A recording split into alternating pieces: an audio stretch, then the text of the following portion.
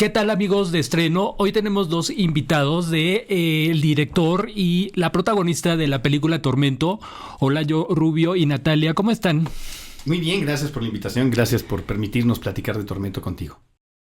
Muy bien, oye, voy a empezar contigo para luego irme al tema de la actuación. Venga. Pero me gustaría mucho, Olayo, preguntarte algo. Tú hiciste en tu trayectoria, has estado incursionando en el cine después de estar en la radio, empiezas a hacer películas y haces un tipo de cine como de documental, un cine verdad, y ahora incursionas, o yo veo incursionas en un cine de género. ¿Por qué eliges el terror para incursionar en esta parte distinta en tu carrera y trayectoria como director? Porque el género de terror y particularmente algunos subgéneros derivados del mismo terror son muy cinematográficos. O sea, son cine puro, podríamos decirlo así. Entonces, nada mejor para la ficción cinematográfica que el terror.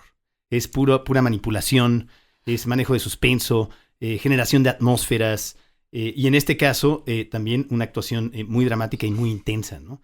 Entonces, si voy a hacer ficción, prefiero hacer algo que sea muy cinematográfico y no tanto un teatro filmado, ¿no? Como suele hacerse mucho. Claro. A ver, Tormento es una historia que para la gente que nos está viendo, que tiene que ver un poco con la culpa, ¿no? Hay un accidente ahí, y tiene que ver con una culpa que va cargando la protagonista, que en este caso Brenda Martínez, que es una policía que atropella a alguien, vamos a decirlo, ¿no? Spoiler, ¿no? Atropella a alguien. Sí. Y pues toma la decisión de irse, de no quedarse en el lugar, pero justo el tormento viene después. Sí. ¿Cómo fue que te preparaste psicológicamente para estar dándole dramáticamente al personaje porque va transcurriendo en la película, van pasando cosas? ¿Y cómo lo logras o te metes para protagonizar a Brenda? Creo que la preparación tiene más que ver con el análisis de la estructura. Hasta ahí es donde yo alcanzo como a elucubrar mis procesos previos, a saber en dónde vamos a poner acentos, qué es lo que redondea un poco el viaje del espectador a través de lo que está viviendo el personaje. Y ya todo el mundo emocional y todos los juegos que se alcanzan a hacer pues con la situación, sí tienen que ver con un gusto muy particular por entrar a ciertos viajes anímicos que a mí me gustan. Yo vengo mucho del mundo del teatro y casi que toda la actuación dentro del mundo del performance escénico tiene que ver con esto que le llamamos el método, ¿no? Que es como encarnar los estados anímicos y no simularlos, que es, bueno, yo como que he venido indagando en eso y eso sí tiene que ver como con la calidad de presencia en el set, ¿no? Ya de intentar como a través de todo ese diseño y análisis que se hizo, bajarlo a algo muy concreto, que es a dónde queremos llevar la atención y el viaje emocional del espectador y qué es lo que necesitamos para provocar eso, ¿no? ¿Y qué tanta libertad tuviste creativa para tú como actriz aportarle a la historia? Porque finalmente luego te dan un guión y el director te va diciendo por dónde, pero tú, evidentemente hay una preparación, pero ¿qué tanta libertad tú tuviste para sugerir cosas que a lo mejor no estaban implícitas en el guión? 100% libertad. Yo creo que con Olayo nos sentamos a hacer una reescritura a partir de la escritura que ya existía en el guión, de a dónde queríamos juntos llevar al personaje, y eso es parte del gran gozo y éxito que tuvimos al trabajar juntos, que existía esa capacidad de escucha y esa voluntad como por generar juntos otra capa más que se imprime en la película, ¿no? Que si pensamos que eso es esa cebolla, pues sí, el acting conforma una esfera, ¿no? Y luego vienen otras capas que ya tienen que ver con el proceso de post de una película, pero creo que hubo una libertad total, sí. No, y la verdad es que hay actores y actrices que son quizá muy talentosos, pero como vasijas vacías. Y bueno, Natalia es mucho más inteligente que yo, bueno, sin duda, no, es la verdad. Y entonces aportó muchísimo. Efectivamente fue un proceso de reescritura. Deberías de tener crédito de co-guionista. Bueno, pues no, es que yo sí pienso que existe todavía la parte de literatura que funcione, ya cuando funciona es una provocación tan grande que si no eres capaz de tener esa comunicación con el director, pues a lo mejor y se queda como en un plano un poco más superficial, que para actuarlo sí necesitas un poco poder vivirlo. No, y le escribí el guión a Natalia. Claro. De entrada. Que eso ya es parte. Pero qué padre que tuvieron ese trabajo en equipo, porque a veces no se da. A veces son guiones de hierro y a veces te dicen por dónde, pero qué padre que tuvieron esa parte de trabajarlo en equipo, porque finalmente creo que hacer una película es un trabajo de equipo y de muchas personas. Oye, Olayo, dime una cosa. Este año han salido muchas películas de terror que para mí, mi gusto, han reinventado mucho y le han dado un nuevo giro al género, ¿no? Con nuevas convenciones. Ya no son películas de repente que estamos esperando del boom, ¿no? Del susto de estas cosas, sino más bien hay un terror psicológico. ¿Qué opinas o cómo te influyó este tipo de cine que se está haciendo de terror en los últimos años para hacer Tormento? En Tormento no hay tantas influencias contemporáneas. Sí, obviamente, en términos estéticos, de directores como David Fincher, ¿no? Pero hay más como de Spielberg o de Carpenter o de otros directores que siempre van a estar ahí en cualquier cosa que haga, sea documental o sea ficción, como Scorsese, ¿no? Pero hay una película en particular que tuvo una influencia importante, que se llama Jacob's Ladder. No sé si viste alguna vez Jacob's Ladder con Tim Robbins de Adrian Lyne, que le pregunté al director de fotografía cuando empezamos a trabajar, porque nunca había trabajado con Emiliano Villanueva, que si conocía la película, y me dijo, esa es una de las razones por las que me dediqué al cine. Wow. Y cuando encontramos esa coincidencia, como que todo empezó a fluir hasta donde puede fluir con alguien tan perfeccionista y neurótico como ese gran director de fotografía. Que es genial, pero... Y Jacob's Ladder es una película sobre un veterano de Vietnam que está experimentando estrés postraumático. No voy a spoilear por qué exactamente, porque va más allá de su experiencia como soldado. Y está en este lugar que es como una especie de purgatorio. Está experimentando, pues sí, situaciones terroríficas y al mismo tiempo está tratando de reencontrarse en la realidad y de salir a la realidad. Esa película fue muy influyente, por ejemplo, y es terror psicológico, puede ser. Se hizo en 1990. Ajá. De hecho, un dato interesante es que actúa Jason Alexander, de abogado. Es George Costanza, antes de ser George Costanza en... Bueno, se había hecho creo que una temporada, pero no era entonces lo ves en la película y obviamente pierde toda la credibilidad. Y Macaulay Culkin es el hijo de Tim Robbins, y también eso saca de onda, porque no era todavía mi pobre angelito, ¿no? Pero bueno, el punto es que esa es una película muy influyente, más que otras películas contemporáneas.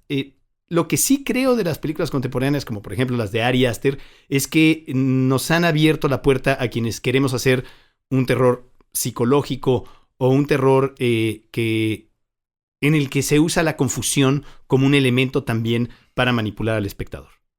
Y a eso voy. Yo creo que la película, digo, para quienes los vayan a ver, tiene giros de tuerca. Tiene una cosa, digo, no voy a spoilear porque si no, al final, que justo es eso. Y a mí a veces cuando yo veo estas películas, me pregunto si toda la gente a veces entiende estas historias, porque a veces son de estas películas que te dejan pensando. Y esto tiene que ver mucho a veces con la actuación, con la manera en cómo tú interpretas al personaje y que da pie a que la gente después abra la conversación y diga, ¿esto le pasó a Brenda? ¿O cómo lo manejó Brenda? ¿Tú cómo manejaste esta parte para manejar esta digamos, culpa, ¿no? Porque es un tormento al final que va cargando y traes al muerto en tus espaldas y en tus espaldas. Pues no, yo lo que pienso, como lo decíamos en algún momento entre broma es que la película es un dispositivo y está muy diseñada para que funcione de esa manera. Ahí es donde da gusto primero encontrar como una voluntad tan clara como la de Olayo, rodeada como de un mundo que lo cobija también, específicamente el diseñador de sonido que también tenía como muy clara la intención, que es el Argent, Javier Umpierres, también Emiliano Villanueva, que tenía como muy claros los puntos estéticos, porque ahí el trabajo pues de la interpretación en un actor o en una actriz pasa a ser como el volumen que prende el estéreo y hace que la cosa sea lo que tiene que ser. no hay ahí como mucho más que hacer que ceñirse a la estructura. Y ya después viene esta parte en donde gloriosamente tuvimos este nivel de comunicación y este gusto estético compartido, Layo y yo, en donde nos prendimos y dijimos, bueno, si esto estaba en esta temperatura, podremos llevarla hasta acá y sería glorioso si llegamos, y en algunos puntos pues sí llegamos, ¿no? O sea, Sí. sí. Sí, y se tuvo que filmar en muy poco tiempo, con un presupuesto muy limitado, y afortunadamente la precisión virtuosa de Natalia ayudó a que las cosas fluyeran. O sea, sacaba todo en 1 o 2 tomas. Y a veces era por un error de cámara, por un tema de foco, por un tema de velocidad del movimiento, porque pues sí, también es bastante dinámica. Más allá de que todo se circunscriba en un espacio limitado, pues es una película visualmente dinámica, y eso generó cierta complejidad. Oye, Olayo, tú vienes del mundo de la radio, vienes del mundo de los podcasts también que últimamente has hecho, y me imagino que el sonido, porque eso es una parte importante a veces y en las películas de terror más, tienen que ver mucho con el éxito de las películas. Claro.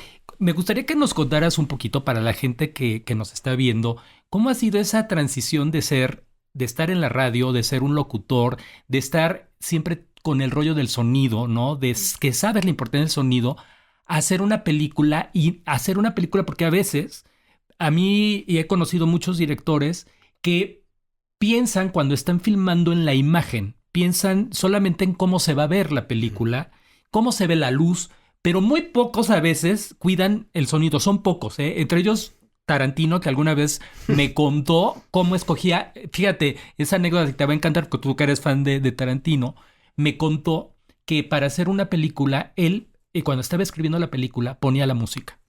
Sí, él pone la música y ya tiene la banda sonora de las canciones que van a salir en su película desde lo que lo está escribiendo. Revisa su colección de viniles, ¿no? Sí, claro. Que tiene en una casa, una bodega, una especie de... Exacto, y está escribiendo y empieza a poner la música.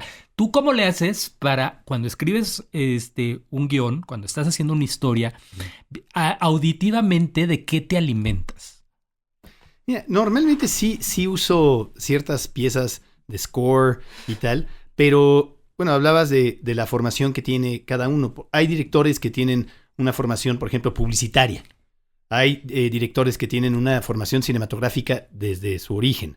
Hay incluso directores que tienen una formación periodística, ¿no? Yo tuve efectivamente una formación radiofónica. Siempre he sido audiófilo. Siempre me he inclinado hacia el audio. No es casualidad que haya terminado en el radio. Más allá de que no lo haya buscado yo, se me convocó. Siempre he sido audiófilo, siempre me ha interesado.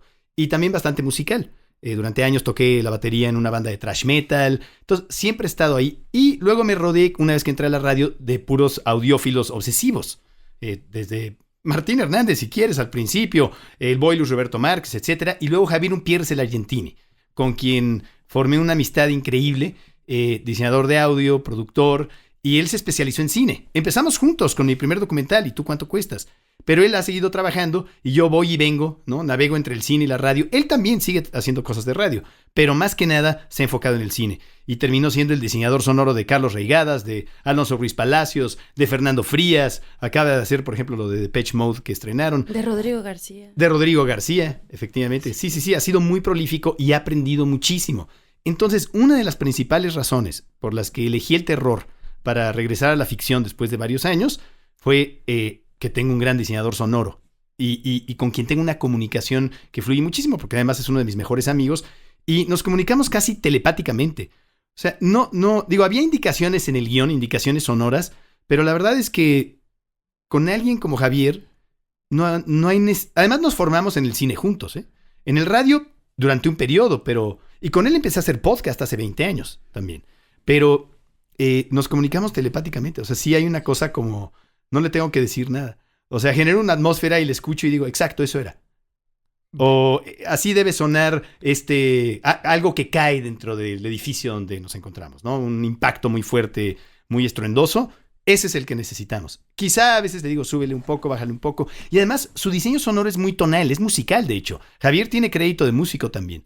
Porque el diseño sonoro del cine contemporáneo, y ahí creo que hay una influencia importante, que no es tan directa, es que el diseño sonoro y la música del cine de terror contemporáneo no es ya el pianito siniestro de Halloween o los cantos infantiles de Nightmare on Elm Street, Este tipo de... O las canciones de cuna, ¿no? O todo lo que se derivó de Tubular Bells, ¿no? Del Exorcista. Ya no, eso ya no funciona. Eso es ahora casi fársico, casi humorístico, ¿no? Y también los homenajes a Carpenter, sintetizadores, como que estuvo en It Follows y siento que ya también se abusó un poco de ese recurso retro vintage, ¿no? Ahora el diseño sonoro del cine de terror, el que realmente perturba, creo, es el que es tonal y disonante. La disonancia, ¿no? ¿A qué suena la hostilidad espectral, invisible, violenta? Es disonante, ¿no? Claro. Oigan, pues muchísimas gracias. Yo nada más para acabar la entrevista, me gustaría que invitáramos al público a que vieran Tormento y más que invitarlos y decirles vengan y llenen las salas y el fin de semana es importante, porque eso todo el mundo lo hace, pero creo que es importante que la gente se lleve este mensaje de este trabajo de equipo, pero ¿por qué hay que verla? ¿Y qué van a encontrar en esta película diferente a lo que pueden haber en cartelera o puede haber en la oferta de Cinemex y de Cinépolis que se esté estrenando la película? Pues bueno, para empezar es una película mexicana con una narrativa que usualmente no existe tan contundentemente en nuestra industria, que apela como a un mundo mucho más de la fantasía. Digo, creo que los mexicanos nos hemos especializado en el análisis realista y político y como un poco sociocultural de nuestro cine, pero no habíamos apostado tanto por géneros que tienen que ver con la fantasía, con la farsa, con lo elevado de tono, con intentar hacer este puente entre la metáfora de la realidad y la ficción. Y a mí me parece que es una época distinta en ese sentido también para nosotros como industria. Y bueno, Tormento viene a aportar en ese sentido pues una visión estética y muy cuidada respecto a un tono que, bueno, creo que a mi generación le interesa mucho y creo que en ese sentido es algo que vale la pena ver. Muy bien. Hola. Sí, bueno, número uno, porque es una experiencia sensorial y emocional que se vive mejor en una sala cinematográfica. Está diseñada para eso, se concibió y se diseñó para presentarse en salas de cine. No es una TV movie. Okay. Eso es importante. Y por otro lado, hay muchas películas de terror coreanas, gringas, y el cine de terror mexicano, desde luego existe, pero tiende a ser como demasiado fársico. Tiende a ser involuntariamente humorístico, ¿no? Y creo que es importante también hacer cine de género en nuestro país y vernos representados en un cine de género, ¿no? Una guardia de seguridad mexicana, no la gringa otra vez que se queda encerrada en una estación de policía, ¿no? Porque también un poco la película que hicimos pertenece a un subgénero, ¿no? Es casi como los westerns, ¿no? Bueno, películas de mujeres u hombres encerrados en un lugar, una morgue, un hospital, una funeraria, ¿no? Siempre es... pero es casi un subgénero. Pero la verdad, el que sea mexicana, no quiere decir que sea folclórica. No se trata de La Llorona, no se trata del Día de Muertos. Ni de zombies. Ni de zombies, infectados. exactamente. No, se trata más bien de una experiencia psicoemocional terrorífica de una guardia de seguridad mexicana que es como millones de mexicanos y mexicanas, ¿no? Sí. Que pertenece a una clase social muy específica. La condición socioeconómica de este personaje, aunque no se comunica de forma quizá tan evidente, es muy clara. Sí, claro. Y eso también determina su decisión. Y lo que le pasó, que nos puede pasar a cualquiera, ¿eh? Y lo que carga, las culpas que carga, quizá innecesariamente, por ser quien es, ¿no? Exacto. Y todo eso no se dice literalmente, pero ahí está en toda la lectura subtextual. Bueno, pues muchísimas gracias por estar de estreno y bueno, pues mucha suerte con la peli y bueno, pues vayan a ver Tormento, que ya está en Cinemex.